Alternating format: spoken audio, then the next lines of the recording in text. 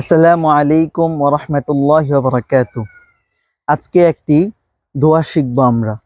রাসূল সাল্লাল্লাহু আলাইহি ওয়াসাল্লাম বলেছেন, যে ব্যক্তি সকালে আউযু বিল্লাহিস সামিল আলিম মিনাশ শাইতানির রাজিম এটা ৩ বার পড়বে এবং সূরা হাশরের শেষ ৩ আয়াত তিলাওয়াত করবে, আল্লাহ পাক তার জন্য ৭০,০০০ ফেরেশতা নিযুক্ত করবেন।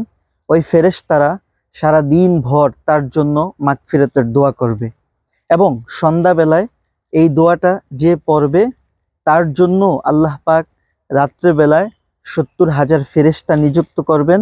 তারা রাত ভর তার জন্য মাগফিরাতের দোয়া করবেন। রাসূল সাল্লাল্লাহু আলাইহি ওয়াসাল্লাম হাদিসের মাঝে এও বলেছেন, যে ব্যক্তি এই আমলটা করবে তার জন্য আল্লাহ পাক যখন সে মারা যাবে, আল্লাহ পাক তার জন্য শহীদি মৃত্যু দান করবেন। সে মারা যাওয়ার সাথে সাথে শহীদি মৃত্যু সে লাভ করবে। আল্লাহ পাক আমাদেরকে দৈনন্দিন সকাল বিকাল এই আমলটা করার তৌফিক দান করুক। আমিন।